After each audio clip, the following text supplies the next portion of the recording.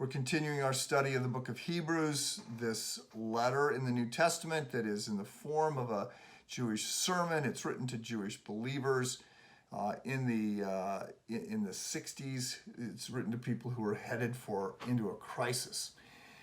And chapter 1, quick summary, Jesus is better than the prophets. Chapter 2, Jesus is better than the angels. Chapter 3, Jesus is better than Moses, who is the preeminent Jewish figure. He's the one that leads the Jews out of captivity. He gives them the Pentateuch, the law, first 5 books of the Bible. He's the one that mediates the Sinaitic covenant, the Mosaic covenant, the deal with God. And the comparison we're getting in Hebrews chapter 3, and it talks at some length about the law. The comparison we're getting is not ultimately between Jesus and Moses. It's really even more about the contrast between law and grace. And so it's saying that grace, the gospel, is better than the law. So the gospel is the incredible, scandalous, shocking news that we are saved on the basis of the work of Jesus, that we don't deserve it. We're not rescued because we're better than anyone else. We're not. We're rescued because of God's profound love. We are saved by grace through faith, not of ourselves. It's a gift of God, not as a result of works. We can't boast. We don't play a part in this. It's an alien righteousness that is transferred from Christ to our account.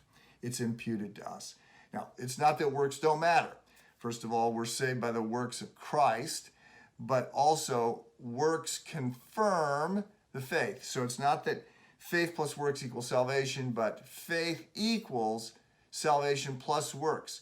We should be all about Christ and his kingdom and his ethic and his call to serve and to love and to promote justice and to care for the poor and the oppressed. Right? Works matter, but we're not saved on the basis of our merit or our works. So that's the point that gets made in Hebrews chapter 3. It's a contrast, but Jesus is greater than Moses. It's saying the gospel is better than the law. And this, by the way, is a message that gets made once you start to look for it in a lot of great novels, like Les Miserables. The contrast is between the priest and Javert. So Jean Valjean is the protagonist. He steals a loaf of bread to keep his sister's infant alive. He goes to prison. He's there because he tries to break out. He's there for years and years and years. When he gets out, Javert, the law says, I'm going to watch you. I'm going to bust you. You're a bad person. You're a thief. You'll never be anything but a thief. And when he's out, after a few weeks, he cannot find work because he's an ex-con. And so one night he's taken in by a priest, and in the middle of the night, he tries to steal from the priest, steal the silverware from the priest's house. He's caught trying to get away, caught by the police. They bring him back to the priest, and the priest says, Jean Valjean, I'm very disappointed in you. You took the silverware, but you left the candelabra, and it's worth a lot of money. I gave you all of this. So it's just I'm giving you things that you don't deserve, right? I'm rescuing you. And he says, I'm buying your soul for God. It's a gracious act, yes. And Javert continues to pursue him, and so there's lots of side stories, but the law cannot comprehend grace. And Javert will ultimately end his life when he needs grace. He can't accept it. We see the same thing like in Crime and Punishment. Raskolnikov is the protagonist. He kills a couple people.